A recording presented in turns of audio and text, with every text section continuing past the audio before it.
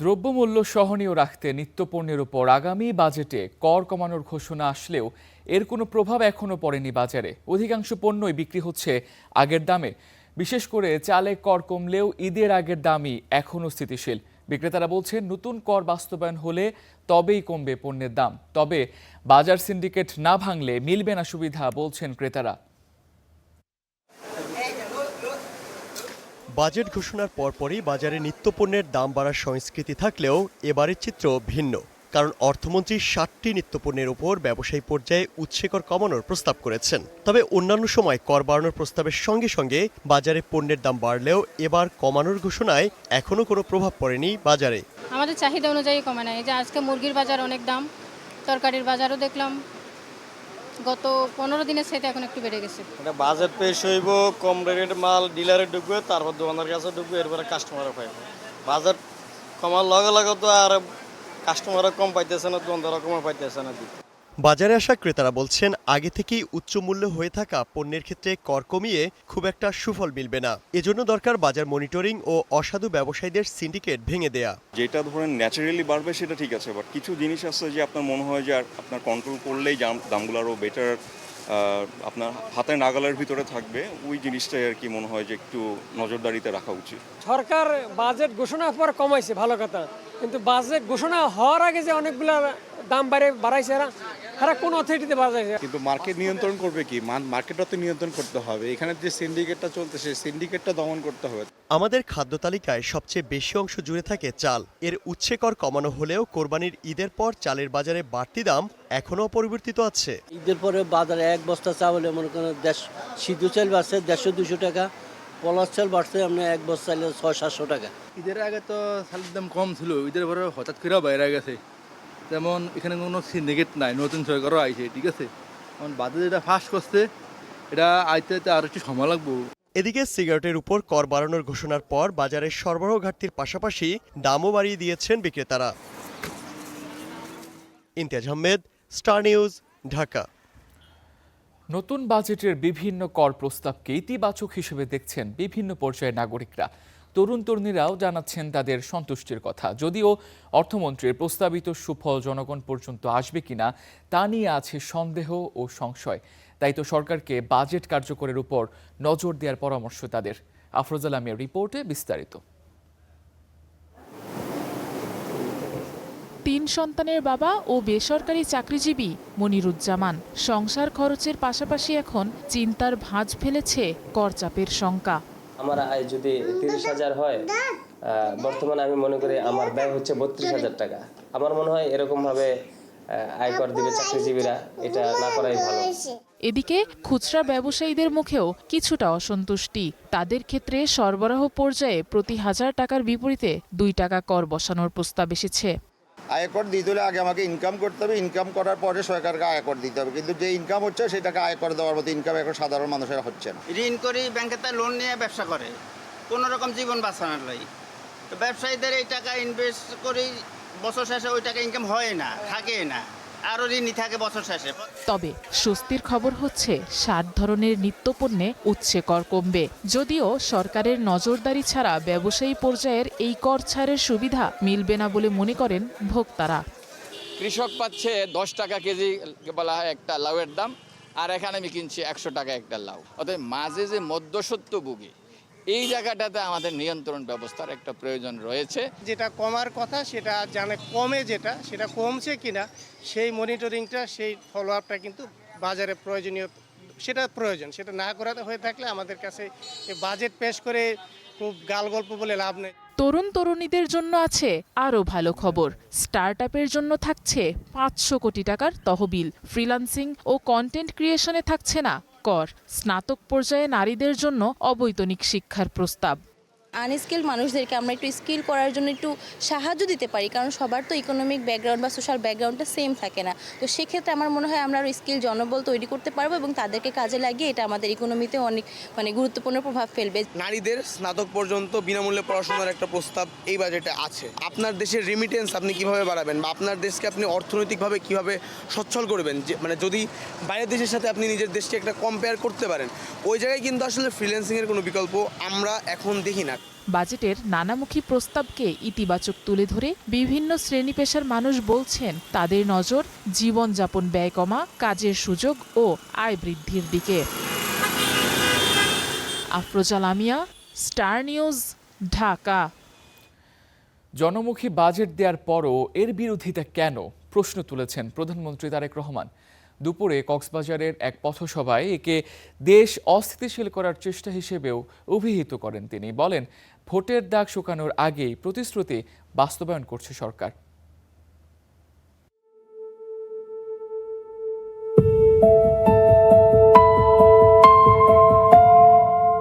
অবিরাম ছুটে চলা সাগরের ঢেউ যেমন বারবার ছুঁয়ে যায় তীর, তেমনি সমৃদ্ধ ও মানবিক বাংলাদেশ গড়ার অঙ্গীকার নিয়ে জনগণের কাছে পৌঁছে যাচ্ছেন প্রধানমন্ত্রী তারেক রহমান। তার এবারের গন্তব্য বিশ্বের দীর্ঘতম সমুদ্র সৈকতের শহর কক্সবাজার, যেখানে নীল জলরাশির মতোই বিস্তৃত মানুষের প্রত্যাশা আর দিগন্তের মতোই দীর্ঘ তাদের স্বপ্ন। 2 দশক পর প্রধানমন্ত্রীর সফরকে ঘিরে যেন নতুন করে জেগেছে সাগর পাড়ের এই জনপদ। যে প্রতিশ্রুতির কথা একসময় ছিল জনসভার মঞ্চে, তার অনেকগুলোই আজ বাস্তবতার দৃশ্যমান অধ্যায়। এরই ধারাবাহিকতায় কক্সবাজারের বুকে ইতিহাসের সাক্ষী হয়ে থাকা শহীদ রাষ্ট্রপতি জিয়াউর রহমানের খনন করা পাতলি খাল পুনঃখনন কার্যক্রমের উদ্বোধন করেন প্রধানমন্ত্রী। দেশের জনগণকে সমৃদ্ধি ও স্বস্তি দেয়াই যে সরকারের লক্ষ্য তা প্রস্তাবিত বাজেটে প্রমাণ হয়েছে বললেন তারেক রহমান। প্রতিবার বাজেটের সময় নিত্য প্রয়োজনীয় জিনিসের মূল্য পরের দিনই বৃদ্ধি পায়। আল্লাহর রহমতে আলহামদুলিল্লাহ, শুকুর আলহামদুলিল্লাহ, এইবার বাজেট দেওয়ার পরে এখন পর্যন্ত কোনো জিনিসের দাম বৃদ্ধি পায়নি। কারণ চাল, ডাল, তেল, নুন সব প্রয়োজনীয় যে জিনিসগুলো আছে তার উপরে যে সকল ট্যাক্স ছিল, বর্তমান সরকার এই 2 দিন আগের বাজেটে 60টি পণ্যের উপর থেকে ট্যাক্স তুলে নিয়েছে, যাতে করে নিত্য প্রয়োজনীয় জিনিসের দাম না বাড়ে। প্রিয় ভাই বোনেরা, এই বাজেটের বিরোধিতা যারা করছেন তাদের উদ্দেশ্য ভালো নয় বললেন প্রধানমন্ত্রী। যেই বাজেটে ট্যাক্স কমানো হয় সেই বাজেটও বিরোধী দল মানে না।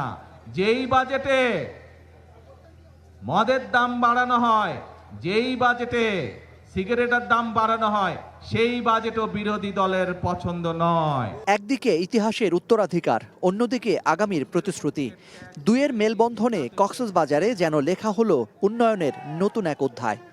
প্রকৃতির বৈরিতার পর এক চিলতে রোদ, তাতে খুশি সমুদ্র জনপদের মানুষেরা, আর তাকে আরও বেশি বাড়িয়ে তুলেছে প্রধানমন্ত্রী তারেক রহমানের সফর। আমরা যেখানে রয়েছি এই পাতালি খালের ঠিক পাশেই রয়েছে বঙ্গোপসাগর। প্রতিদিনই এই সাগরে সূর্য যখন একটু একটু করে হারিয়ে যায়, তখনও থাকে কিছু স্বপ্ন, কিছু প্রতিশ্রুতি। কক্সবাজারের এই বালুকা বেলায়ও আজ প্রধানমন্ত্রী রেখে গেলেন মানুষের উন্নয়ন আর বদলে যাওয়ার নতুন এক অঙ্গীকার। বালুকা বেলার এই পদচিহ্ন হয়তো সাগরের ঢেউয়ে মুছে যাবে বারবার, কিন্তু মানুষের মনে জাগানো যে প্রতিশ্রুতি, আস্থা আর স্বপ্ন প্রধানমন্ত্রী রেখে গেলেন তা হয়ে থাকবে অমলিন। জাকারি আহমেদ, স্টার নিউজ, কক্সবাজার।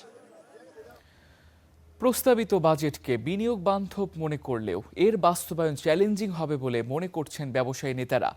আর বিশেষজ্ঞরা বলছেন, কর্মসংস্থান তৈরির জন্য কাঙ্ক্ষিত বিনিয়োগ পেতে নিশ্চিত করতে হবে সঠিক পরিবেশ।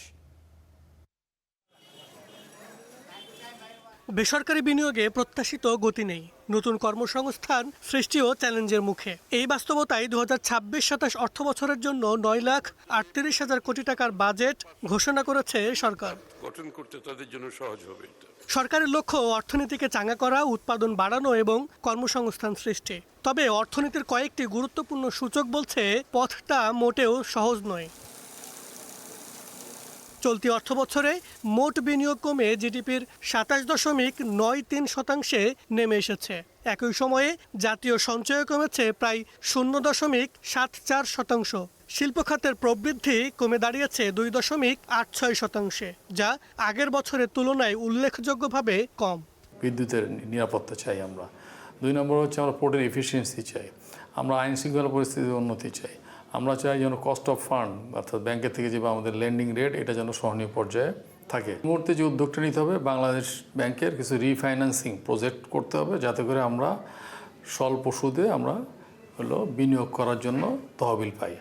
বিশেষজ্ঞদের মতে ঋণের সুদ, জ্বালানি অনিশ্চয়তা, ডলারের চাপ এবং বৈশ্বিক অর্থনৈতিক পরিস্থিতির কারণে বেসরকারি খাত এখনও বড় বিনিয়োগে সতর্ক অবস্থানে রয়েছে।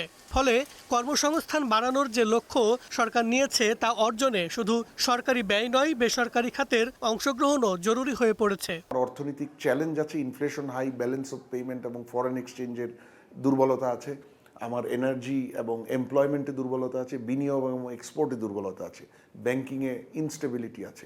এগুলোকে মাথায় নিয়ে আমার রিকভারি প্ল্যানটাকে সাজাতে হবে। বিনিয়োগ বাড়াতে বেসরকারি খাতে আস্থা ফিরিয়ে আনার তাগিদ বিশেষজ্ঞদের। মাহবুল ইসলাম, স্টার নিউজ, ঢাকা। নির্বাচনী প্রতিশ্রুতি অনুযায়ী জনগণের জীবনযাত্রার ব্যয় কমাতে বিভিন্ন খাতে কর ছাড় যেমন দিয়েছেন অর্থমন্ত্রী, তেমনি রাজস্ব বোর্ডকে ধরিয়ে দিয়েছেন বিশাল এক লক্ষ্যমাত্রা। বিশেষজ্ঞদের পরামর্শ, বিনিয়োগ বাড়ানোর যে প্রস্তাব বাজেটে করা হয়েছে তা বাস্তবায়ন করতে হবে। এছাড়া কর ফাঁকি ও করের আওতা বাড়ানো শুধু ঘোষণা নয়, কার্যকর উদ্যোগ নিতে হবে। বাজেট বাস্তবায়নে রাজস্ব আহরণ বাড়াতে ব্যবসা বাণিজ্যে চলমান নানা ধরনের কর ছাড় তুলে নেওয়ার কথা বলে আসছে এনবিআর। কিন্তু নির্বাচনী প্রতিশ্রুতি বাস্তবায়ন করতে গিয়ে নতুন বাজেটে বিভিন্ন কর ছাড়ের প্রস্তাব করেছেন অর্থমন্ত্রী। যদিও তিনিই আবার 6,04,000 কোটি টাকার বিশাল এক লক্ষ্যমাত্রা বেঁধে দিয়েছেন এনবিআরকে। এই জমিনের উপর দাঁড়িয়ে ছাড়ের তালিকায় আছে ভোগ্যপণ্য, স্বাস্থ্যসেবা, স্বর্ণালংকার, যোগাযোগ, প্রযুক্তি, নবায়নযোগ্য জ্বালানি, মোবাইল ও নেটওয়ার্কিং, ফ্রিল্যান্সিং সহ নানা খাতে উৎসে কর, ভ্যাট ও আমদানি শুল্ক কমানো হবে। এসব ছাড়কে ইতিবাচক হিসেবে দেখছেন অর্থনীতিবিদরা। অ্যাড সোর্সে না কেটে দেখা গেছে যে হয়তো পরবর্তীতে রিটার্নের সময় সে দিতে পারবে। তো এই ক্ষেত্রে হয়তো ব্যবসায়ীরা একটা স্বস্তির জায়গায় পাবে, কারণ অনেক সময় দেখা যাচ্ছে পরবর্তীতে সেটি সমন্বয় করা হয় না। তো আশা করছি এটি ডিপেন্ড করবে আসলে বাস্তবায়নের উপর। অনেক সময় সরকার অনেক জায়গায় ছাড় দেয়, কিন্তু তার রেভিনিউ লস হয়, কিন্তু বাস্তবায়নটা ঠিকমতো হয় না। জনতুষ্টির কর ছাড়ের বিপরীতে অর্থমন্ত্রী তামাকজাত পণ্য ও নির্মাণ সামগ্রী থেকে রাজস্ব বাড়ানোর প্রস্তাব করেছেন। এছাড়া স্থানীয় শিল্পকে সুরক্ষা দিতে আমদানি করা পণ্যে শুল্ক বাড়িয়েও কর বৃদ্ধি করতে চান তিনি। এরপরও সন্দেহ থাকছে লক্ষ্যমাত্রা পূরণ নিয়ে। এই নন ট্যাক্স রেভিনিউ বা নন এনবিআর ট্যাক্স যেগুলো আয় যেগুলো সেগুলোকে একটা ডিসিপ্লিনে আনা, অর্থাৎ টাকাটা যেন আসে। বিনিয়োগ বাড়লে কর্মসংস্থান বাড়বে, কর্মসংস্থান হলে ওই ব্যক্তির, ওই ফ্যামিলির আয় বাড়বে, ওই আয় বাড়লে সে তখন জিনিসপত্র কিনতে পারবে। নিত্যপণ্য সংশ্লিষ্ট কর কমালেও খুচরা ব্যবসায়ীদের সরবরাহ পর্যায়ে প্রতি 1,000 টাকার বিপরীতে 2 টাকা কর আরোপ হবে। এছাড়া মোটরসাইকেল কিনতে ও ব্যাংক অ্যাকাউন্ট খুলতে লাগবে টিআইএন। বাধ্যতামূলক হচ্ছে অনলাইন ভ্যাট রিটার্ন।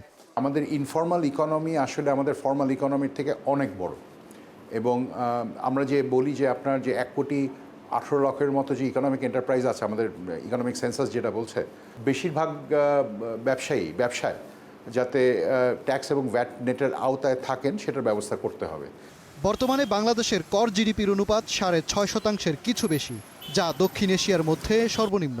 আগামী 5 অর্থ বছরের জন্য প্রস্তাবিত কর নীতিতে 2030 সাল নাগাদ এই হার 10% উন্নীত হওয়ার আশাবাদ অর্থমন্ত্রীর। মাজহার মাহবুব, স্টার নিউজ, ঢাকা। দর্শক, বাজেটের শুল্ক, কর নীতি এবং রাজস্ব আদায়ের লক্ষ্যমাত্রা নিয়ে আমরা বিস্তারিত আলোচনা করব একজন আমন্ত্রিত অতিথির সঙ্গে সংবাদের পরের অংশে। যাচ্ছি অন্য খবরে। বহুল প্রতীক্ষিত তিস্তা মহাপরিকল্পনা নিয়ে প্রস্তাবিত বাজেটে স্পষ্ট কোনো বরাদ্দ না থাকায় হতাশ তিস্তাপাড়ের মানুষ। বিশিষ্টজনদের অভিযোগ, খাদ্য উৎপাদনে গুরুত্বপূর্ণ অবদান রেখে উন্নয়নের বেলায় উত্তরাঞ্চল এখনও বৈষম্যের শিকার। দ্রুত রাজনৈতিক সিদ্ধান্ত এবং দৃশ্যমান কর্মপরিকল্পনা তাগিদ দেন বিশেষজ্ঞরা। মাহমুদ রাফিনের রিপোর্ট। 26 অর্থবর্ষের সম্পূরক বাজেট দেশের ইতিহাসে সবচেয়ে বড় বাজেট, আকারে 9,38,000 কোটি টাকা। প্রতি বছর বাজেট এলেই নতুন করে জেগে ওঠে তিস্তাপাড়ের মানুষের স্বপ্ন, কিন্তু এবারও সেই স্বপ্ন যেন অধরাই রয়ে গেল।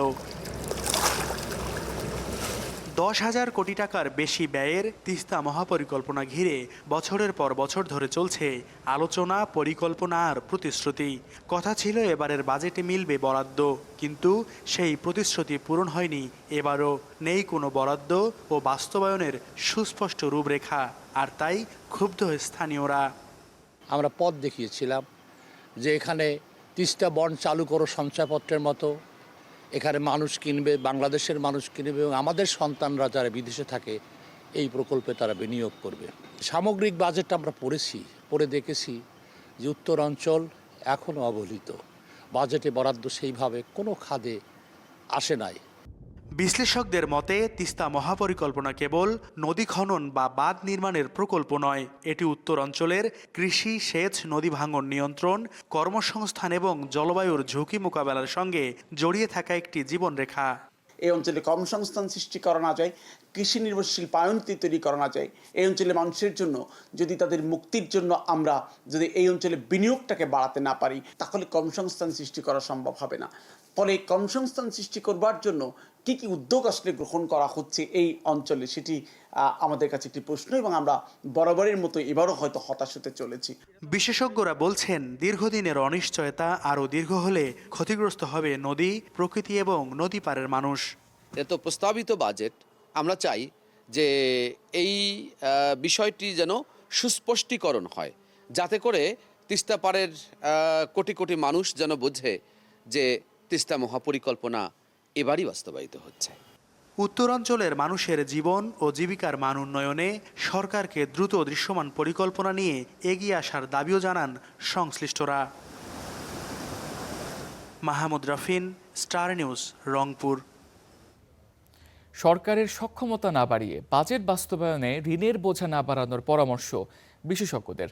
রাজধানীর পল্টনে সিএমজিএফ কার্যালয়ে আয়োজিত বাজেট আলোচনায় এই কথা উঠে আসে। এ সময় তারা বলেন, বিনা প্রশ্নে আবাসন খাতে কালো টাকা সাদা করার সুযোগ দুর্নীতিকে উস্কে দেবে।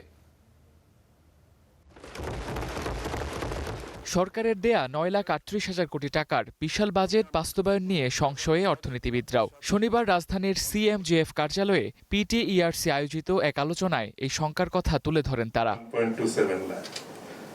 বিশেষজ্ঞদের মতে রাজস্ব আহরণ আর বাজেট ঘাটতির অর্থ সংগ্রহে সরকার ব্যর্থ হলে নতুন ঋণ আগামীতে দেশকে আরও চাপে ফেলবে।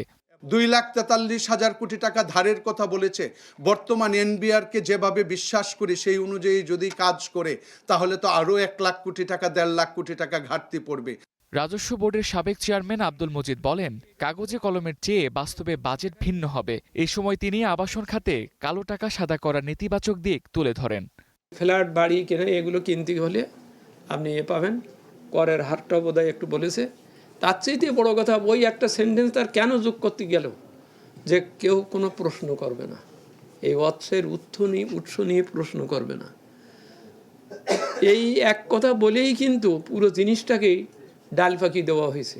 বাজেটে বিভিন্ন কর ছাড় থাকলেও তাদের দৃষ্টিতে পক্ষপাতমূলক নিয়ম নীতিও আছে, যা বাণিজ্য প্রসারে বাধা তৈরি করতে পারে। একটি র মেটেরিয়ালস ইম্পোর্ট করার সময় যদি অ্যাডভান্স ভ্যাট এবং ট্যাক্স দেওয়া হয়, আমি 1 বছর আগে বা 2 বছর আগে একজন কনজিউমারের পক্ষ হয়ে আমি ট্যাক্সটা দিয়ে দিলাম, আমি 1 বছর পরে সেটা কালেক্ট করব তাদের কাছ থেকে। এটা কেমন কথা হইল? তাহলে ওইটার কি ইন্টারেস্ট নাই, ওইটার কি খরচ নাই, ক্যাপিটালের খরচ নাই? এইগুলো অ্যাড্রেস করাটাই যদি আমরা বাজেটে অ্যাড্রেস করতে না পারি, এই বাজেটের প্রয়োজনটা কি? বাজেটে 5 বছরের জন্য যে করনীতি ঘোষণা করা হয়েছে তাকে স্বাগত জানিয়ে এই উদ্যোগ স্থায়ী রাখার আহ্বান জানান আলোচকরা। Tamsid Ahmed, star news, Dhaka. প্রস্তাবিত 2026-27 অর্থ বছরের জাতীয় বাজেটকে ইতিবাচক হিসেবে দেখছে হিসাববিদদের সংগঠন institute of chartered accounts of Bangladesh, ICAB। সংগঠনটি বলছে, দেশের বর্তমান অর্থনৈতিক বাস্তবতা এবং বৈশ্বিক অনিশ্চয়তার প্রেক্ষাপটে সরকার একটি সময়োপযোগী ও বাস্তবধর্মী বাজেট উপস্থাপন করেছে। ন্যূনতম কর বিলোপ, স্টার্টআপ খাতে কর প্রণোদনা, আগামী 5 বছরের জন্য কর হার নির্ধারণ এবং আপিলের ক্ষেত্রে কর জমার পরিমাণ কমানোর মতো উদ্যোগকে স্বাগত জানিয়েছে ICAB। একই সঙ্গে কর প্রশাসনের পূর্ণাঙ্গ ডিজিটালাইজেশন, অনলাইন শুনানি চালু, সরকারি ব্যয়ের উপর কঠোর নজরদারি এবং বেসরকারি খাতের জন্য ঋণের সহজলভ্যতা নিশ্চিত করার আহ্বান জানিয়েছে সংগঠনটি।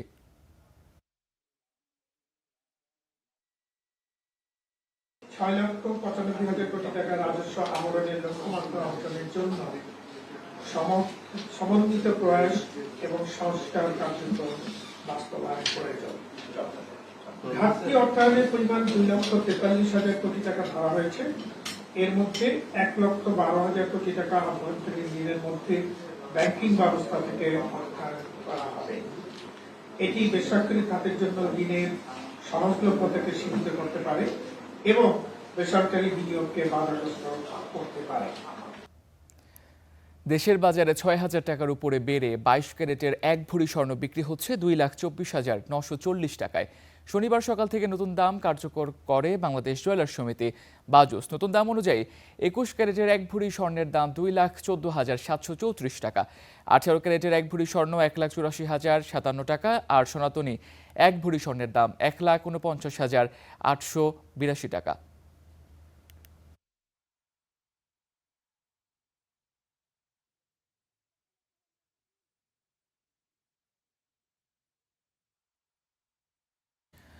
দর্শক, বাজেটের শুল্ক কর নীতি এবং রাজস্ব আদায়ের লক্ষ্যমাত্রা নিয়ে বিস্তারিত আলোচনা করব বিরতির পর। আজ আমাদের সঙ্গে থাকবেন ইকোনমিক রিপোর্টার্স ফোরাম ইআরএফ এর সভাপতি দৌলত আক্তার মালা। আবারও স্বাগত, দেখছেন স্টার বিস্টুডে। দর্শক, বাজেটের শুল্ক কর নীতি এবং রাজস্ব আদায়ের লক্ষ্যমাত্রা নিয়ে বিস্তারিত আলোচনার জন্য আজ আমাদের সঙ্গে স্টুডিওতে আছেন ইকোনমিক রিপোর্টার্স ফোরাম ইআরএফ এর সভাপতি দৌলত আক্তার মালা। স্বাগত আপনাকে। প্রথমেই যে প্রসঙ্গে আসতে চাই, আপনি বহু বছর সাংবাদিকতার সাথে আছেন, বহু বছর জাতীয় রাজস্ব বোর্ডকে ঘিরে আপনার অসংখ্য রিপোর্ট আমরা দেখেছি। এখন প্রশ্ন হচ্ছে যে একটা বিশাল বড় টার্গেট জাতীয় রাজস্ব বোর্ডকে দেওয়া হয়েছে, 6,04,000 কোটি টাকার টার্গেট। এ যাবৎকালের ইতিহাস ঘেটে আমরা এনবিআর এর সক্ষমতার যে নজির পেয়েছে, সেই নজির থেকে 6,04,000 কোটি টাকা আদায় করা এনবিআর এর পক্ষে কতটা সম্ভব? ধন্যবাদ আপনাকে এবং স্টার নিউজকে। খুবই গুরুত্বপূর্ণ প্রশ্ন, কারণ যে বাজেটটা আমরা দেখেছি বেশ বড় একটা বাজেট, এবং সেখানে যে রাজস্ব লক্ষ্যমাত্রা প্রায় 6,04,000 কোটি টাকা। আয় যদি না হয়, ব্যয় আসলে কোথা থেকে করবে সরকার? আমরা যদি একটু পেছনের দিকে তাকাই, এই যে চলতি অর্থ বছরে যে রাজস্ব আদায় পরিস্থিতি দেখে মনে হচ্ছে সেখানে 1 লাখ কোটি টাকার মতো একটা ঘাটতি হবে। তার মানে আগামী অর্থ বছরের যে টার্গেট, সেটা যদি অ্যাচিভ করতে চায় এনবিআরকে কিন্তু 51% গ্রোথ করতে হবে, মানে 51% প্রবৃদ্ধি করতে হবে, বেশি রাজস্ব আদায় করতে হবে, যেটা বাংলাদেশের ইতিহাসে কখনোই হয় নাই।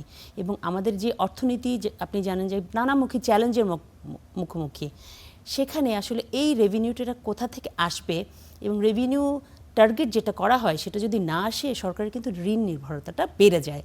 তো এখানে আসলে খুবই দুশ্চিন্তার বিষয়। এবং আপনি বাজেটের দিকে যদি তাকান, দেখবেন প্রচুর কর ছাড় দিয়েছে কিন্তু এবার বাজেটে লোকাল ইন্ডাস্ট্রি এবং ইনভেস্টমেন্টকে এনকারেজ করার জন্য। এটা অবশ্যই খুব ভালো একটা বিষয় যে ইনভেস্টমেন্ট না হলে আমাদের এমপ্লয়মেন্ট কোথা থেকে আসবে, কিংবা ইকোনমি কিভাবে ঘুরে দাঁড়াবে। কিন্তু এখানে আসলে রাজস্ব কোথা থেকে আসবে সেটার কিন্তু সুনির্দিষ্ট কোনো দিক নির্দেশনা আমরা পাই না। আমরা প্রতিবারই আসলে এক্সপেক্ট করি, যেমন অনেক আগে এক সময় ক্যাবিনেটের জন্য একটা সামারি তৈরি করা হতো যে এই যে ট্যাক্সের বিভিন্ন ট্যাক্স ছাড় এবং ট্যাক্স আরোপ, সেটার ফলে কত টাকা রাজস্ব আসবে এবং কত টাকা রাজস্ব ক্ষতি হবে। এবার সেরকম কিছু আসলে তৈরি করা হয়নি কিংবা দেখিনি। সরকার যদি একটু ট্রান্সপারেন্ট কিংবা স্বচ্ছতার মাধ্যমে এই জিনিসটা করতো, যে কোথায় কোথায় ব্যয় হবে সেটা কিন্তু বাজেটে সুস্পষ্টভাবে লেখা আছে, কিন্তু কোথা থেকে আয় হবে সেই খাতগুলো কি, কর আরোপের মাধ্যমে কোথা থেকে সরকার আয় আশা করছে, কিংবা আমাদের আসলে রাজস্বর গতি প্রকৃতিটা কীরকম হবে, সেটা কিন্তু সেই স্বচ্ছতাটা আমরা দেখিনি, কিংবা সেটা ট্রান্সপারেন্টলি আমাদেরকে বলা হয়নি। বলা হয়েছে ইনকাম ট্যাক্স থেকে এত, কাস্টমস থেকে এত, ভ্যাট থেকে এত, কিন্তু সেখানে যে করের যে নীতি পরিবর্তন কিংবা ট্যাক্স মেজার এবং অন্যান্য খাতে কর আরোপ, সেখান থেকে আসলে কোথা থেকে কত আসবে। টোব্যাকো সেক্টরে ট্যাক্স আরোপ করা হচ্ছে, টোব্যাকো সেক্টরের থেকে সরকার কত আশা করছে যে আগামী অর্থ বছরে কত টাকা রেভিনিউ আসবে, কিংবা লোকাল ইন্ডাস্ট্রিকে প্রচুর ছাড় দিয়েছে, সে ছাড়ের ফলে আসলে সরকারের কত টাকা লোকাল ইন্ডাস্ট্রিকে এই ছাড়ের প্রণোদনা হিসেবে সরকার দিচ্ছে কর ছাড়ের, কারণ এই করটা তো আসতো নিশ্চয়ই যদি ছাড় না দিতেন। তো এটা আসলে আমরা ওরকম ক্লিয়ারলি দেখি না। যেহেতু দেখি না, সেক্ষেত্রে একটা অনিশ্চয়তা কাজ করে যে এই বাজেটটা আসলে বাস্তবায়নটা হবে কীভাবে, যদি কোথা থেকে আয় নিয়ে সরকার এই বাজেটটা বাস্তবায়ন করবে। অনেক ক্ষেত্রে দেখা যায় মাসের শুরুতে যখন স্যালারি আমরা পাই তখন ইচ্ছে মতো খরচ করে ফেলি এবং চিন্তা করি যে মাস শেষে দেখা যাবে। সরকারের এই বাজেটটা কি এই নীতিতেই যাচ্ছে যে যা হবে পরে দেখা যাবে? কারণ একদিকে আপনি বলছিলেন যে অনেকগুলো জায়গায় কর ছাড় দেওয়া হয়েছে যেখান থেকে সরকারের সম্ভাব্য রাজস্ব আদায় হতো, পাশাপাশি বিপুল পরিমাণের একটা টার্গেট এনবিআরকে দেওয়া হয়েছে এনবিআর ইতিহাস জানা সত্ত্বেও। আসলে কেন সরকার কি চিন্তা ভাবনা থেকে এমনটা করছে? যদি সাংবাদিক হিসেবে নার্ভস বোঝার কথা বলি, এই নার্ভসটা আপনি বুঝতে পেরেছেন কিনা? নার্ভসটা যেটা সরকারও বলার চেষ্টা করেছে, আপনি দেখবেন যে কালকে যে পোস্ট বাজেট প্রেস কনফারেন্স আছে সেখানে অর্থমন্ত্রী কিন্তু বলেছেন যে কোথা থেকে আসলে সরকার রাজস্ব কিংবা আয়ের চিন্তাভাবনা করছে। সরকার প্রচুর প্রণোদনা দিয়েছে, সেখানে সরকার আশা করছে যে সেখানে প্রচুর ইনভেস্টমেন্ট হবে এবং এমপ্লয়মেন্ট জেনারেট হবে, প্রচুর চাকরি বৃদ্ধি হবে, ইকোনমি ঘুরে দাঁড়াবে। বিভিন্ন সেক্টরে যদি প্রণোদনা দিয়েছে এটার সুফল হিসেবে কর আদায় হবে। কিন্তু দেখেন, একটা প্রণোদনা কিংবা একটা লোকাল ইন্ডাস্ট্রিকে যদি আপনি সাপোর্ট করেন, এটার কিন্তু আউটকাম আসতে একটু সময় লাগে। এক বছরে যে সেই কোম্পানিটা ইনভেস্ট করে কিংবা সেই সেক্টরটা ইনভেস্ট করে খুব বড় আকারের সরকারকে রাজস্ব দিতে পারবে, সেটা আশা করাটা কতটুকু সঠিক সেই বিষয়ে আমাদের আসলে সন্দেহ আছে। তো আপনি যেটা বলেছেন যে আমরা বলি যে cut your coat according to your cloth, কিন্তু প্রতি বছরই কিন্তু একটা ঘাটতি হয়। সরকার যে আয় করতে চায় সেই আয়টা সে করতে পারে না। একটু আগে বলেছিলাম যে 1 লাখ কোটি টাকার মতো শর্টফল হবে। এটা কিন্তু প্রতি বছরেরই একটা ধারা। কিন্তু অনেক বড় যখন শর্টফল হয়ে যায়, আমরা যেটা বলি যে ফিসক্যাল স্পেসটা খুব সংকীর্ণ হলে, তখন কিন্তু সরকার আপনার এডুকেশনে যে অ্যালোকেশনটা রেখেছে কিংবা দিতে চায়, হেলথে যে অ্যালোকেশনটা দিতে চায়, কিংবা সোশ্যাল সেফটি নেটে যে বরাদ্দটা রাখতে চায়, সেটা কিন্তু সরকারের জন্য কঠিন হয়ে যায়। আপনি দেখবেন যে বাজেট কিন্তু কমিয়ে আনে, এবং অনেক কিছু কাটছাট হয়। এডিপি ইমপ্লিমেন্টেশন, যেমন ডেভেলপমেন্ট বাজেটটা, সেটাকে একটু কমিয়ে আনে। যেমন এবার আপনি দেখেন যে আমাদের ডেভেলপমেন্ট বাজেট কিংবা উন্নয়ন ব্যয় অনেক কমিয়ে এনেছে এবার, এবং সেটার ইমপ্লিমেন্টেশনও কিন্তু কম, মাত্র 41% ডেভেলপমেন্ট এক্সপেন্ডিচার যেটা করেছে, এটা এডিপি ইমপ্লিমেন্টেশন বলি, সেটা মানে অর্ধেকেরও কম। তো যেখানে ডেভেলপমেন্ট এক্সপেন্ডিচারটা কম হয়, সেখানে তো অর্থনীতির গতি প্রকৃতি আসলে থেমে যায়। এবার তো আমরা দেখতে পেয়েছি যে সরকারের পরিচালন ব্যয় এবং সম্ভাব্য আয় দুইটা প্রায় এক সমান, তো পুরোটাই বলা যায় ঋণ নির্ভর বার্ষিক উন্নয়ন কর্মসূচি হতে পারে। এবার যদি একটু কালো টাকা সাদা করার বিষয়ে আসি, এনবিআর-এর যে এবার অর্থ বিধি যেটা দেওয়ার চিন্তা ভাবনা করা হয়েছে, সেখানে একটা ক্লজ যেটা আমরা দেখতে পেয়েছি যে আবাসন খাতে যদি কেউ কেনা বেচা করে, সেখানে আয়ের উৎসটা জানতে চাওয়া হবে না। এটা দিয়ে তো একটা কালো টাকা সাদা করার সুযোগ পাওয়ার একটা সম্ভাবনা দেখা যাচ্ছে, কিন্তু এনবিআর চেয়ারম্যান বলছে এমন কোনো সুযোগ নেই। আসলে বিষয়টা হচ্ছে কি, একটু পরিষ্কার করে বলবেন? বিষয়টা আসলে আপনি দেখবেন যে আমাদের মৌজা ভ্যালু এবং মার্কেট ভ্যালু ল্যান্ডের এবং অ্যাপার্টমেন্টের একটু ভিন্ন আছে। তো সেক্ষেত্রে অনেক সময় দেখা যায় যে জেনুইন ট্যাক্স পেয়ার, যে অনেস্ট ট্যাক্স পেয়ার, সে যখন কোনো কিছু বিক্রি করলো কিংবা কিনলো, তখন যে মৌজা ভ্যালু এবং মার্কেট ভ্যালু যে ডিফারেন্সটা, সেটা সে আর ট্যাক্স ফাইলে দেখাতে পারে না, কারণ ওটা তো সরকার নির্ধারিত একটা ভ্যালু, আর মার্কেট ভ্যালু যেটা, সেটা তো সরকারের নির্ধারিত কোনো ভ্যালু না। সেক্ষেত্রে একটা টাকা কিন্তু অপ্রদর্শিত রয়ে যায়। তো সেক্ষেত্রে অনেক সময়ই ট্যাক্স অফিসিয়ালরা কিংবা যারা অনেস্ট ট্যাক্স পেয়াররা, তারা বলে যে আমি না চাইলেও আমার অপ্রদর্শিত আয় রয়ে যাচ্ছে, যেটাকে আমি কোনোভাবে দেখাতে পারছি না। কিন্তু এবার যেটা করেছে, এটা আপনি দেখেছেন যে কালো টাকা সাদা করার সুবিধা অনেকবারই দেয়। এবার যেটা করেছে যে 20% একটা পেনাল ট্যাক্স দিয়েছে, যে একজন অনেস্ট ট্যাক্স পেয়ার, আমি রেগুলার ট্যাক্স পেয়ার, আমি রেগুলার যে টাকাটা দিই, ট্যাক্স দিই, সেটার সাথে যাতে 20% একটা গ্যাপ থাকে, যে আমি দেইনি কিংবা দেখাইনি, সেক্ষেত্রে আমি একটা জরিমানা দিলাম 20%। কিন্তু সবচেয়ে দুশ্চিন্তার বিষয়, এটা কি কালো টাকা না সাদা টাকা নাকি অন্য কোনো রঙের টাকা, সেটা আপনি কিভাবে ডিফাইন করবেন? কারণ এখানে তো লেখা আছে যে আপনি সোর্স কেউ জানতে চাইবে না যে এই টাকাটা কোথা থেকে আয় হয়েছে। সে আয়ের সোর্স যখন জানতেন, ট্যাক্স অফিসিয়ালরা জানতে চাইবে না কিংবা তাদেরকে জানানোর বাধ্যবাধকতা থাকবে না, সেটাকে আমি ইলগটেন মানি কিংবা কিভাবে দুর্নীতির মাধ্যমে আয় করা মানি, সেটা দিয়ে আমি ল্যান্ড কিনেছি, অ্যাপার্টমেন্ট কিনেছি, এটা নিয়ে কিন্তু সংশয় থেকেই যায়। তো সেক্ষেত্রে সরকার যেহেতু এখানে কিছু একটা চাচ্ছে যে ফর্মাল ইকোনমিতে টাকাটা আসুক, সেক্ষেত্রে সোর্স ডিসক্লোজ করার একটা প্রভিশন সরকার রাখতে পারতো, তাহলে আসলে এটা নিয়ে এত কথা কিংবা এত সমালোচনা হতো না। এর আগেও আমরা দেখেছি যে সরকারি বিভিন্ন একদম চতুর্থ শ্রেণীর কর্মচারীদেরও আবাসন খাতে অনেক সম্পদ আমরা দেখেছি। এই ধারাবাহিকতার সামনেও আসার একটা সংশয় কিন্তু আমরা দেখতেই পারি সামনে। এবার যদি একটু করের আওতা নিয়ে আসি, একটা অভিযোগ ব্যবসায়ীরা সবসময় করছে যে যারা আমরা যারা অনেস্ট ট্যাক্স পেয়ার রয়েছে আমাদের উপরই বোঝাটা বারবার আসে, সরকার করের আওতাটা বাড়াচ্ছে না। আসলে এই আওতাটা বাড়ানো সম্ভব হচ্ছে না কেন? ধন্যবাদ। এটা সবচেয়ে গুরুত্বপূর্ণ প্রশ্ন। কারণ হচ্ছে করের আওতা যদি না বাড়ে, আপনি দেখেন আমাদের ট্যাক্স বেস কিন্তু খুবই সংকীর্ণ। মাত্র 50 লাখ ট্যাক্স পেয়ারের আপনার ট্যাক্স রিটার্নটা সাবমিট করে প্রতি বছর ইন্ডিভিজুয়াল ট্যাক্স পেয়ার, এবং কোম্পানির ক্ষেত্রে তো আরও খারাপ। প্রায় 40,000-এর নিচে কোম্পানি ট্যাক্স রিটার্ন দেয়, মানে তার বছরে আয় কত হয়েছে, ব্যয় কত হয়েছে সেই হিসাবটা দেয়। কিন্তু সরকারের অন্য এন্টিটির কাছে কিন্তু লিস্টেড আছে, রেজিস্টার্ড আছে যে সরকার আসলে আমাদের দেশে কতগুলো কোম্পানি রেজিস্টার্ড আছে। আপনি জানেন যে RGSC যেটা আছে সেখানে কিন্তু কতগুলো কোম্পানি রেজিস্টার্ড আছে সেটা তাদের একটা তালিকা আছে। প্রায় 3 লক্ষর মতো কোম্পানি রেজিস্টার্ড আছে, ওয়ারেজ আমাদের এখানে দিচ্ছে 40,000 কোম্পানি ট্যাক্স রিটার্ন দিচ্ছে। তাহলে এই গ্যাপটা, এটা কিন্তু সরকারের দুটো বিভাগই তারা কিন্তু ইন্টারকানেক্টিভিটি করতে পারে, যে আপনার যে কোম্পানিগুলো আছে সেটার নাম দেন, আমরা দেখব যে তারা আসলে জীবিত না মৃত না চলে গেছে, কেন তারা ট্যাক্স রিটার্ন দিচ্ছে না। কারণ আমাদের ট্যাক্স আইন অনুযায়ী কিন্তু প্রতিটা কোম্পানির ট্যাক্স রিটার্ন দেওয়া বাধ্যতামূলক। সেক্ষেত্রে আসলে এই রিকনসিলিয়েশনটা যতদিন না হবে ততদিন কিন্তু আপনার এনফোর্সমেন্ট কিংবা ট্যাক্সের বেসটা বাড়বে না। আরেকটা বিষয়, আমাদের তো প্রচুর আসলে ম্যানুয়াল সিস্টেম এখনও কিন্তু ট্যাক্সের মধ্যে রয়ে গেছে। যে আপনি অটোমেশন বলেন, অনেক কিছু দেখা যায় পার্শিয়াল অটোমেশন, অর্ধেক অটোমেশন হয়েছে, বাকিটা আপনাকে প্রিন্ট আউট নিয়ে ওই কর্মকর্তার টেবিলে যেতে হচ্ছে। এই পার্শিয়াল অটোমেশন যদি হয়, আপনি কোনোভাবেই ইনফর্মাল ইকোনমি কিন্তু ট্র্যাক করতে পারবেন না। যেটা বলে যে অনেক টাকা যেটা আমরা ট্যাক্স হিসেবে দেই কিন্তু সরকারের কোষাগারে যায় না। আপনি জানেন যে ভ্যাটকে আমরা বলি যে রিগ্রেসিভ একটা ট্যাক্স, ভ্যাট। কারণ একজন রিক্সা চালক, খেটে খাওয়া মজুর থেকে শুরু করে একদম খুব ধনী, তিনিও কিন্তু একই পরিমাণে ভ্যাট দেন। তো যে টাকাটা আমরা সরকারের কাছে দিচ্ছি সেই টাকাটা কি আসলে পাবলিক এক্সচেকারে যাচ্ছে? ভ্যাটের অটোমেশন নিয়ে প্রচুর কথা, প্রচুর স্টোরি আমি নিজেও লিখেছি।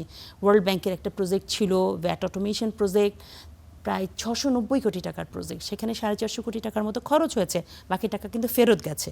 কিন্তু মাত্র 2টো সেক্টর অটোমেশন হয়েছে, VAT registration and VAT return.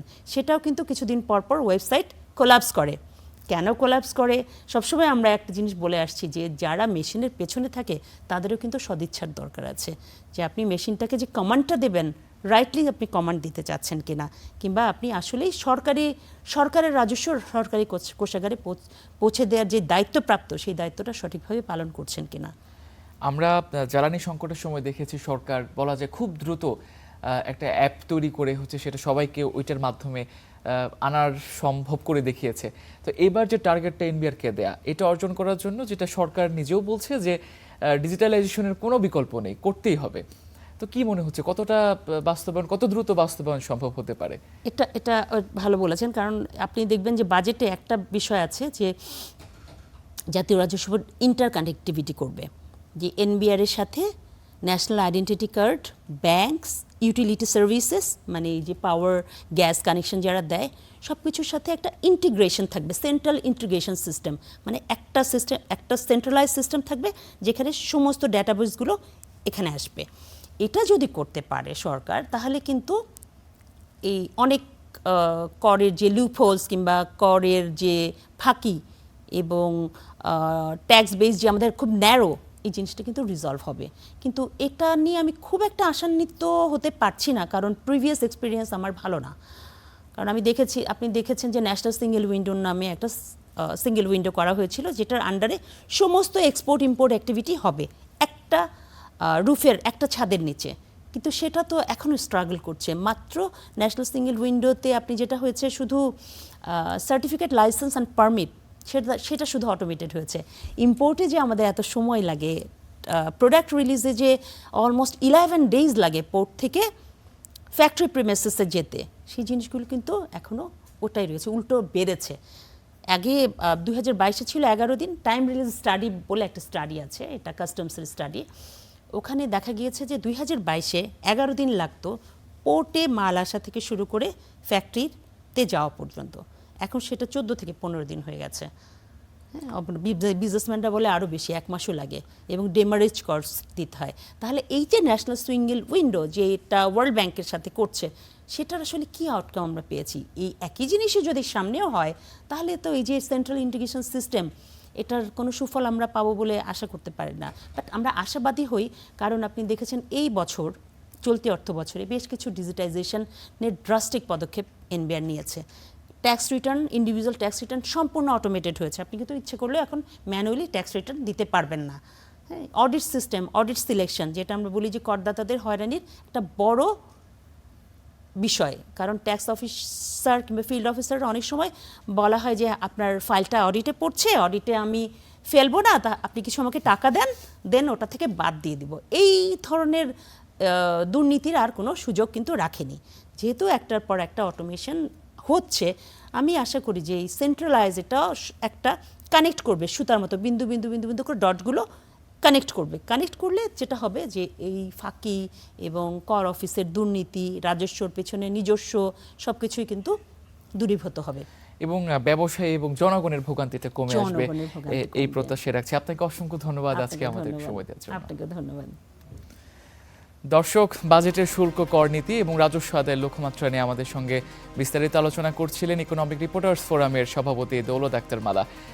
Bank লুটেরাদের বিচার নিশ্চিতে বিশেষ ট্রাইব্যুনাল গঠনের দাবি জানিয়েছে ইসলামী ব্যাংক সচেতন গ্রাহক ফোরাম। পাশাপাশি পাচারের টাকা ফিরিয়ে এনে ব্যাংকের দায় পরিশোধের দাবিও জানান তারা। শনিবার রাজধানীর সেগুনবাগিচায় ঢাকা রিপোর্টার্স ইউনিটিতে আয়োজিত সংবাদ সম্মেলন থেকে এসব দাবি জানানো হয়। এ সময় তারা অভিযোগ করেন, সম্প্রতি ইসলামী ব্যাংক নিয়ে জাতীয় সংসদে অসত্য তথ্য দিয়েছেন স্বরাষ্ট্রমন্ত্রী। গভর্নর এবং মন্ত্রীর বক্তব্যের কারণে গ্রাহকরা আমানত তুলে নিচ্ছেন বলে দাবি করে সচেতন গ্রাহক ফোরাম। অবিলম্বে ব্যাংকটিতে আস্থা ফিরিয়ে আনতে চেয়ারম্যানকে অপসারণের দাবি জানান তারা।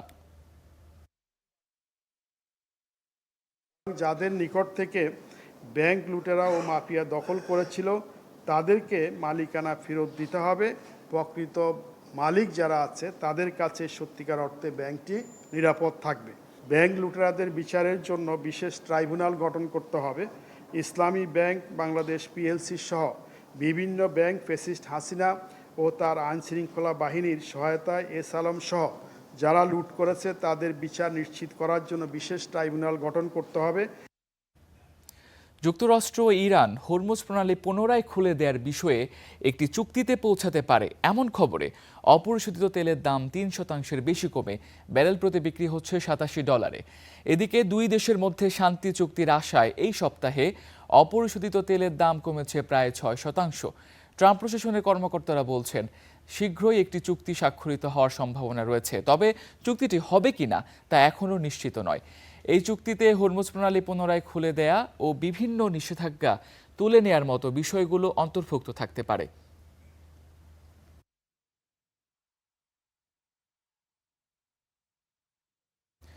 মধ্যপ্রাচ্যে চলমান যুদ্ধের কারণে 2026 সালের জন্য বৈশ্বিক অর্থনৈতিক প্রবৃদ্ধির পূর্বাভাস কমিয়ে 2.5% করেছে বিশ্বব্যাংক। সামনে জ্বালানি সরবরাহ যদি মারাত্মকভাবে ব্যাহত হয়, তাহলে বিশ্ব অর্থনীতির প্রবৃদ্ধি কমে মাত্র 1.3% নেমে আসতে পারে। আর এমনটি হলে আন্তর্জাতিক আর্থিক বাজারে বড় ধরনের সংকট তৈরি হবে।